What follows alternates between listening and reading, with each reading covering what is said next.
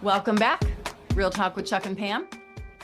And, I want to start off by, we've got our Critics' Choice Awards coming up on Sunday on the CW. I believe it starts at 6 o'clock Central Time. Right. Chuck and I will be watching from our respective homes. And no, you will not be. Where will you be watching? I'll be watching. Okay. All right. You'll be watching. All right. To be announced. Okay. And so let's see if maybe one or two of our votes actually get an award. We'll find out. Yeah, we'll see. They usually, we've said before, these people don't have any taste. We'll find out. Maybe this year will be a little different. It was an unusual year in movies, and here's hoping 2024 gives us a few more great options, but I'm going to guess that maybe you did not like Mean Girls, which is going to be the heart of our podcast today, as much as you liked the original. And then I'm going to chime in and I'm going to let you take this one and I'll tell you why later. Oh, okay. All right. Well, yeah, some things are better left alone. And I think that Mean Girls is one of them. I mean, I know that they turned this into a Broadway musical. And of course, it was a hit. It's toured. When you've got a brand name like that, it basically pre-sells itself, which of course helps it. But I don't think that the music adds anything to the story whatsoever. And in fact, I thought that it distracted from the story more than anything. It's funny, you get when you watch a movie again and again and again, and I've seen this one again and again and again because I show it in the class I teach, you become familiar to the rhythm and the beats of the movie. And once that's disrupted, it's jarring. I remember watching Apocalypse Now. I don't know how many times I've seen it. I remember watching the cut with one of the cuts Coppola released, which had added footage to it. And I was excited about it, but then as I'm watching it, I ended up growing bored because it upset the rhythm that I was used to, and I was anxious to get back to what I was familiar with. And I had a similar experience with Mean Girls. Again, I don't think I would mind if any of the songs were any good. I thought that the songs were amateurish. I thought that the musical sequences themselves had no imagination to them at all. Some of the girls have really good voices. Renee Rapp, who plays Regina George, apparently she did this role on Broadway. Oh, wow. Okay. So she's very familiar with the material as well. Great voice, obviously a formidable presence.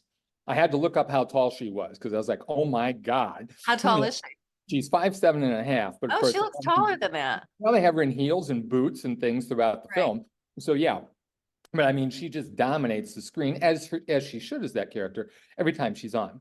And then the other one who had a great voice was her name is Alile Cravado, and she's Janet. Oh my God, she was amazing, wasn't she?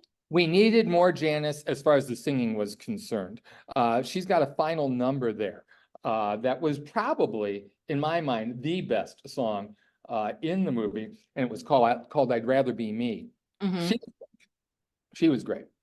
But the directors of this film, they're both first-time directors, and I think it shows. It shows horribly. We're talking Samantha Jane and Arturo Perez Jr.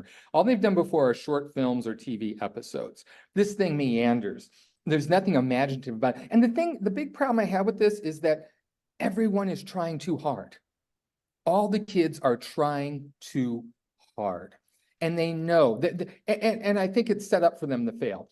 They know that they are uttering famous lines of dialogue that we all know, and there's no way for them to make it new. So instead, they say it a little louder or with a lot of enthusiasm, or hit one word, with enthusiasm, and it's not going to make it new. And that falls to the directors. The directors should be able to say, okay, we're going to take a little bit of a fresh perspective on this to give it a little more life. And they don't provide that at all. I just really thought that it was a drag. It was just a drag to me. I mean, listen to this. Here's a lyric from one of the songs, and it drove me nuts. Are you going to sing it? No, no, I'm not. It's a revenge party with your friends. It's a party with revenge is what it's like. That's a pithy lyric. I mean, I don't expect everyone to be Cole Porter or Irving Berlin, but my God. I mean, if that is the level of professional songwriting today, heaven help us. heaven help us. Wow. So I know you hadn't really seen the original. Maybe I was prejudiced going in, but they have to be conscious of that. I mean, everyone who saw the first one's probably going to want to see this one, and so they've got to be conscious of that. I'm guessing that you're probably right with that. I know my friend Kristen and I went to go see it together. She's a huge fan of the original. And I had never seen it before in its entirety. I've seen bits and pieces. I believe my daughter watched it, so I think I've seen bits and pieces that way. She would be of the right age group to have seen it. Exactly. But since I didn't know all the lines and I knew the premise of the movie, I mean, it's pretty simple. I had a lot of fun with it. And I had a lot of fun with some of the songs. And I will agree with you, the young woman that plays Janice, who I guess that name Janice was derived from one of the first Saturday Night Live guests from back in the day, Janice Ian. Man, is her voice good. And I whispered over to Kristen after she and Damien have their opening little dialogue, and then she breaks into song. I'm like, that her speaking voice doesn't match that Not at all. unbelievable, sultry, powerful singing voice. I was blown away by her voice. He's really good. But I thought that the song and the dance and the choreography, I thought it was extremely imaginative. So we saw it differently. I'm guessing because this was all new to me.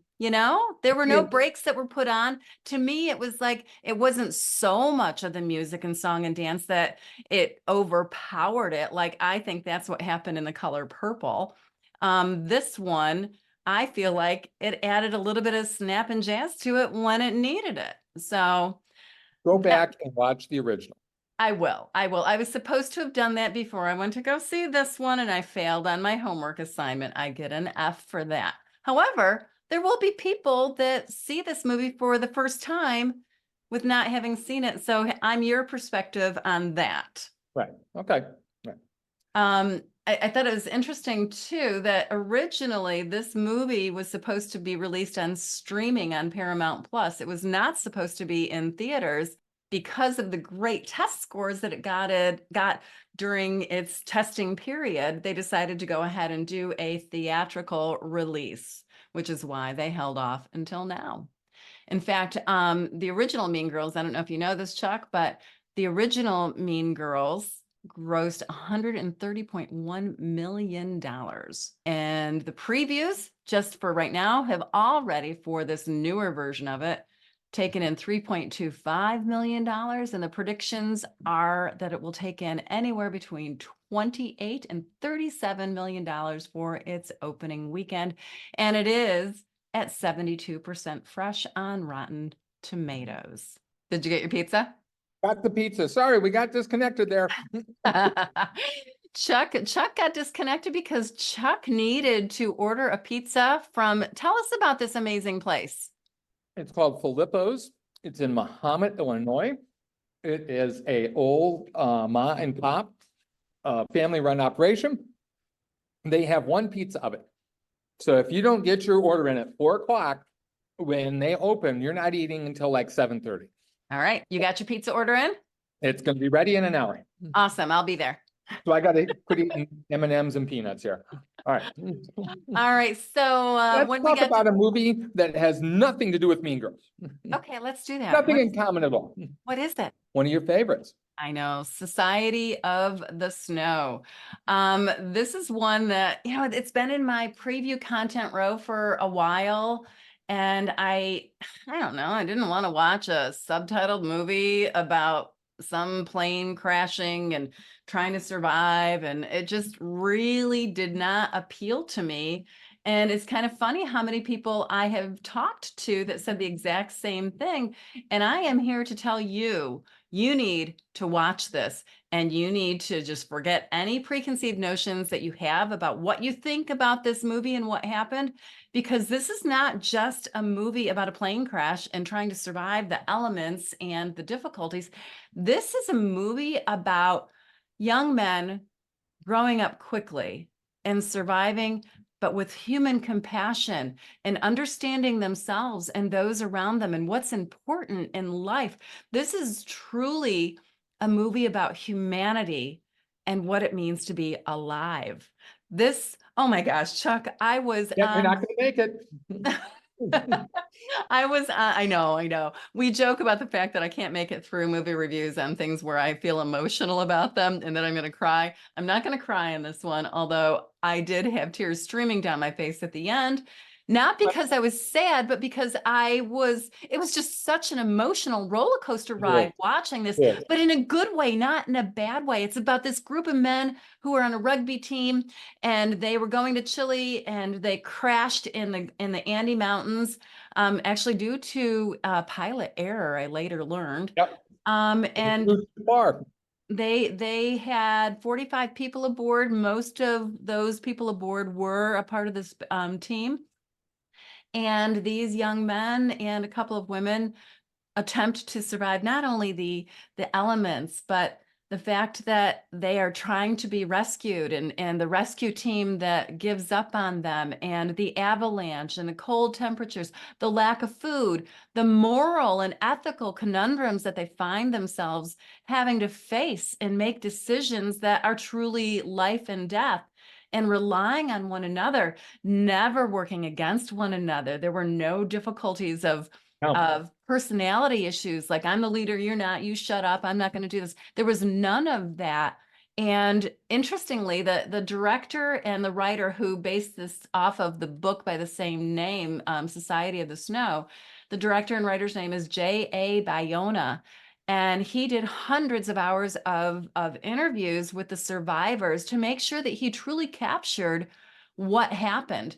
There's a movie back in, was it 1993, I think, called Alive? And That that was in 1973, but 1973. there was a version in 91 with Ethan Hawke. And I did not see that version. Yeah.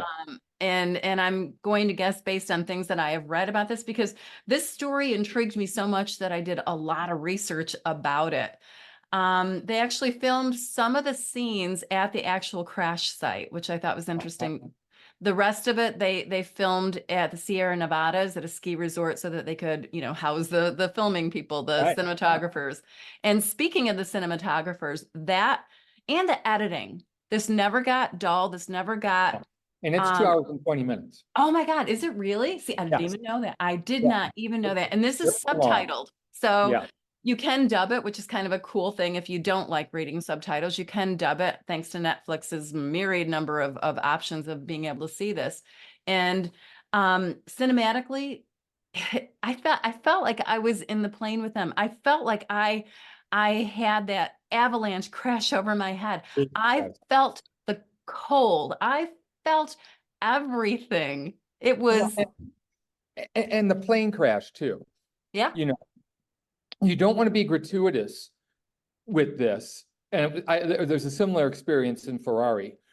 You don't want to be gratuitous with incidents like this, but you also have got to show just how violent, how horrific, and how serious the situation is. I think you do them a disservice when you put a veneer on this. yeah. And the crash was horrific. I don't I know mean, how they did it. I really don't, I well, don't understand. I think that's where you're talking about the editing, where that comes in, because we get really brief glimpses and then we cut away. Yeah. I think that was the trick with that. But God, yeah, that was just awful. And in some regards, I think the avalanche part was even worse. Oh, I mean, yeah, they're sitting in the fuselage and all of a sudden it's filled with snow. I mean, yeah. well, You and they started clapping. And in my head, I'm thinking, don't do that. That's like, avalanche central in the timing you're because they're getting into their spring in October, right. November. And I remember texting you, never clap loudly Yeah. in a mountain. It just, and the thing is, you talked about being moved by this, and I was moved by it as well. If you're not moved by this, you're dead inside. Just the tenacity of these people, the fact that they didn't give up. My God, I mean, I don't think I would have been able to do it. There's no. Well, I would have been dead in about 20 minutes because I would have frozen to death and that would be the end of that. Interestingly too, I found the storytelling technique that they used was I think it just really added a lot of depth and reality to it because Numa is narrating it, and Numa is played by Enzo Vogrinchik. And I felt like I was privy to his innermost thoughts, his fears, his beliefs, because it was narrated that way. And I got to know the other characters from his perspective, which I thought was a unique storytelling technique. Well, and we had talked about this previously, and you had mentioned also the documentary-like approach that they take. I really felt like I was there. Yeah, I oh, yeah, was absolutely. there, and I was cold too. I Yeah, just was sitting in a warm house, the heater's on, and I was freezing to death. I yeah. mean, it really takes you there. And it's interesting, you said you did some reading about this. I did as well. What are your feelings about the fact that they now have people who actually travel to the site and visit it? I don't know how I feel about that. I don't know either. I don't know. There's a curious morbidity to that. Um, Completely. I don't know that's respectful. Perhaps it is. I don't know. I'm not sure how I feel about that. I've been turning that over in my head since I read that, and I'm not sure how I feel either, but yeah, You know, you're right. This is a hard sell of a movie, it, but boy, is it good. it's amazing. And there's another character person, Tintin, and I cannot remember the name of the actor that played. Oh, excuse me, Augustin Delacorte. He plays Tintin, and Tintin has, film camera with him, and he continues to take pictures throughout the course of this, and I'm going to put air quotes around adventure. And then you see the real pictures at the end. And without giving too much away, this might give out too much. So earmuffs if you don't want to hear this. There's a picture of all the guys hanging out outside this broken up fuselage and suitcases all around and some remains nearby, but they're kind of casually sitting back, smoking a cigarette and smiles on their faces. That dichotomy, that contrast between the horrors that have occurred and what decisions they've had to make, and then seeing their faces is just, I will It- never forget that image. Okay, I'm crying. Right, right. I didn't make it. It shows how it became almost commonplace. Right, right. This is what we have to do to survive. This is what we do. It is Yep. what Do it you is. want to survive? Yes. Yeah, yeah. Great Incredible movie. movie, now streaming on Netflix. Okay. Do not let the subtitles scare you away. Watch this movie. And then, shoot us an email. Let us know how much you enjoyed it, and then you can thank us then. Yeah. Hey, there's something else streaming on Netflix What? that isn't even in the ballpark as far as being any goddamn good. And Aw. it's called Good Grief. Don't awe me. Don't awe me. You know how I feel about movies that waste my goddamn time, and this is one of them. And people love this movie. It's at 70% on Rotten Tomatoes, which I makes saw me cry. that. Yeah. 77. People, I think people are afraid to really say what they think. But that's just me. Good Grief is from Dan Levy. You know him from Schitt's Creek, should say Dan Levy, Eugene Levy's son. And he pulls an Orson Welles here. He writes, directs, produces, and stars in this mawkish melodrama about a guy, and Dan plays this guy named Mark.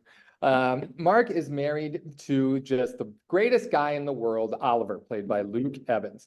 Oliver has written a series of Harry Potter-like books, and Mark provides the illustrations. They're living the high life. I mean, there's no problems at all until on Christmas Eve, Oliver's in a car wreck and dies.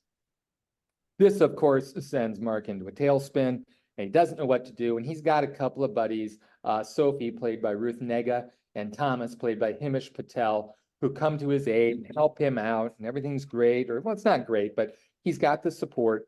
A year goes by, and wouldn't you know it, Mark finds out that Oliver, well, he has another life. He actually has an apartment in Paris that he shared with a boyfriend that Mark didn't know anything about.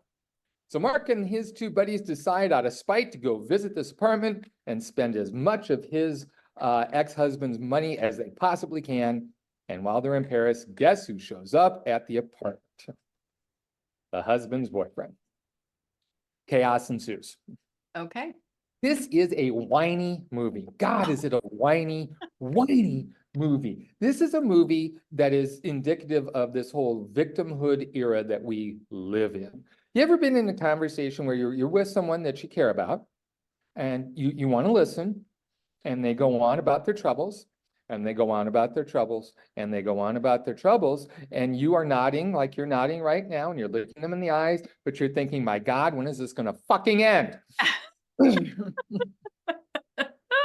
That was my feeling about Good Grief. Whining, whining, whining. Get over it, man. Not get over your grief for the death of your husband. Fine, I get that. But the two friends, oh my God, Sophie and Thomas, just get on with your lives. Everyone's got problems, and what do I do? And I'm stuck. It just became way, way, way too much. You lasted, what'd you say, 20 minutes? No, I lasted 28 minutes, 28 and a half. 28 minutes. Okay, I'll give you credit for that extra 8 minutes there, Powell. God. Yeah, God. I lost interest, and you're right. It's the repetitiveness, and I didn't, you know, talk about, wasting time. Yeah. I need to be hooked. I need to be hooked within 20 minutes. And if not, I'll give it 30. But after that, it's like, you know what? If it's not in my head and I don't need to see the end of it, I'm not going to. Yeah, and I mean, and in the era of streaming, Yeah. you better hook me, because Yeah. there are plenty of options just at my fingertip, and I'm gonna move right on to something else. And if I didn't have to have something to review for the newspaper Thursday, I'd have given up on this. Okay. So, All right. as I've often said, we suffer so you don't have to. Good grief, God no. Well, here's another one that's on actually Amazon that's streaming starting today. It's called Role Play, and it stars Kaylee Cuoco and David Oyelowo. I'm impressed. I just did both those last names. But did you do them correctly? I did. Sure you did. Okay, great. And also Bill Nye, which I was kind of surprised that he was thrown into this mix. This is just another iteration of the same old, same old. We've got Emma, played by Kaylee, and she's married to this great guy, David Oelio. Oh, now I'm messing it up. David O. David And he plays David. And we find out that Emma has a secret because she's actually like one of the best assassins ever. And she's also a Oh, it's an mom. original story. It's not original in any way. This has been done a million times. I'm like, what's that other movie? Oh, that's right. The Family Plan. That's actually a lot of fun. True So, love. right. So skip this one, see this one. It doesn't really matter. It's a throwaway movie. There are some funny parts. It gets a little disturbingly violent toward the end, which it's like, why did you just change that tone? We were kind of funny and, it's a family thing, but then it gets a little too violent. And then I'm like, okay, this is taking the wrong tone. It's shifting too poorly. When I had texted you when I was watching it, I was like, well, I'm kind of having fun with it. And then I'm thinking, oh no, now I'm not having fun with this, and I could turn it off and I would be fine. I don't need to know how it ends. So see it or not, it doesn't really matter. You're going to forget it in a day anyway. Well, I have to say that's disappointing. I mean, I saw Kaylee Cuoco, I saw the title Role Play. I had high hopes. I guess I was thinking of something else. No, you weren't. You weren't. It was part of that scenario, which made it funny. They're trying to spice up their life a little bit. And then they add this other element that she's an assassin, and Bill Nighy's character is interesting. And then it's after that point that it's like, okay, this is going not where I need it to go, and don't involve the children in this and that way. And it just got Right. to be too much. So watch Family Plan on I believe that one's on Apple TV. Right. That one's a little bit more fun. There is a little violence in that as well. There has to be, because there's, assassins. But this one is like point blank bullet to the head kind of stuff. And you No, lose me then. You lose me then. It's not funny anymore. It's gross and disgusting, and we didn't need to go there. no. So All there's right. 4 movies for you. Oh, one quick thing before we end this. Did you see that Napoleon is at 58% on Rotten Tomatoes? Yes. Yes. I Yes. thought that was quite At one point it was at 59%. I posted my review and kicked it to 60%. And now it's back down below the Mendoza mark at 58. Yeah. Yeah, I'm going more on the splat side as opposed to the fresh side. Far from perfect, but I tell you, I wasn't ever bored. Oh, see, I was. Yeah, figured as much. And I think my husband would like this movie. I'm gonna be very gender stereotypical here. It's a guy's movie. It is. I'm So with you. It yep. is. No question. All right, well, I think that does it for this week. Make sure you check out our Facebook page because we'll be doing a few posts about the Critics' Choice Awards this Sunday on the CW at 6 p.m. Central Time.